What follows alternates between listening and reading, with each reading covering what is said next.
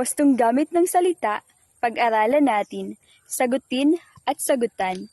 Ang sagutin ay tumutukoy sa pagsagot o pagbibigay ng tugon sa isang tanong, pahayag o anuman na nangangailangan ng reaksyon.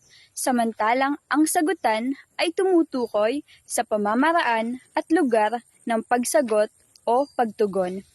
Tandaan, ang sagutin ay isang uri ng kataga na maaaring ihanay bilang isang pandiwa sapagkat ito ay nagsasaad ng kilos.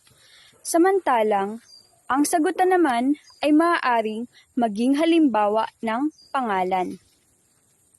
Mga halimbawa. Una, sagutin mo nga ang tawag sa telepono. Alin ang nagsasaad ng kilos? Ang pagsagot ng tawag sa telepono.